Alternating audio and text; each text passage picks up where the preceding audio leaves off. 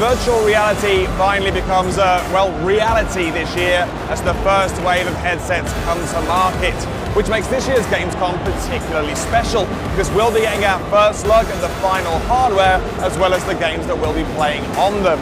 We spoke to some of the industry's biggest experts to find out more about the current state of VR, starting with NVIDIA's very own Jason Paul. So at NVIDIA, our goal is to build the ultimate graphics platform for virtual reality. That involves three things: building amazingly fast GPUs with our GeForce GTX processors, building client software that optimizes your experience for VR with GeForce Experience, and our developer SDK helping developers to build great games, and guys like HTC and Oculus to build great headsets with our GameWorks VR software development kit. In our latest GPUs, which we call our Maxwell architecture, we've actually designed in technology that allows us to accelerate rendering for VR. We call it multi-resolution shading, and it allows game developers to render a scene at different resolutions for virtual reality and thereby accelerate performance.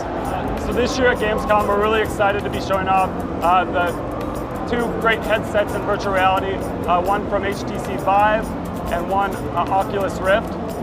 We're showing some great content along with these headsets. On the Oculus Rift, we're showing Eve Valkyrie from CCP Games, AirMech VR, and Time Machine.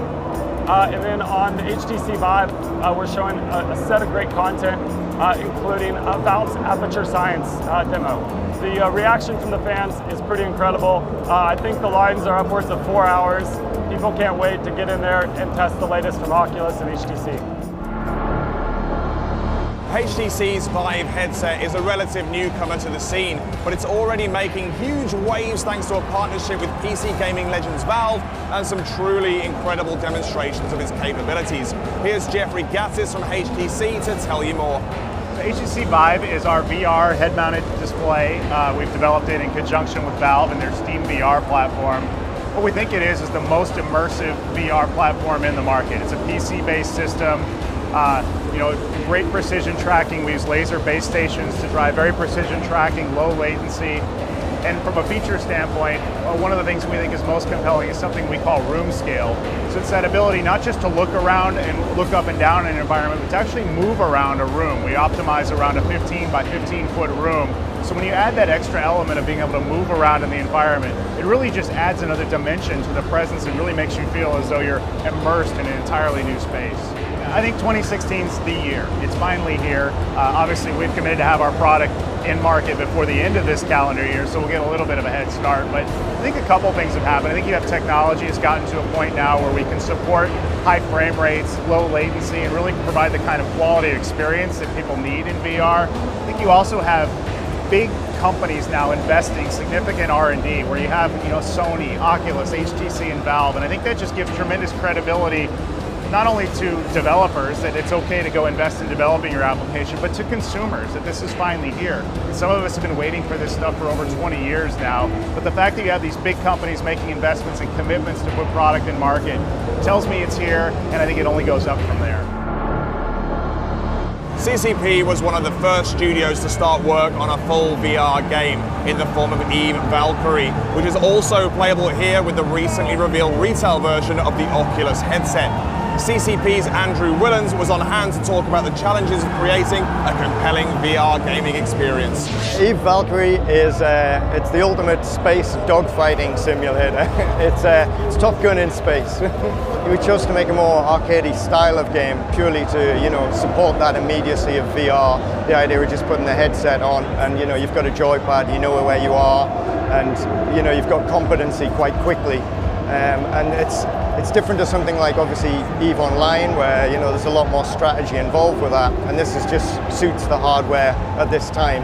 It's also, that's what we're going for really, is like competitive multiplayer VR. I think it really delivers that sense of immersion and that sense of presence. And as a game designer, you couldn't want for more. This is the dream we've been chasing for years, is to really, really kind of sell the fantasy and the illusion of being somewhere completely alien in a game. And finally, it would be remiss of me to not try out the HTC Vive for myself. See you on the other side. A manta ray has just gone overhead.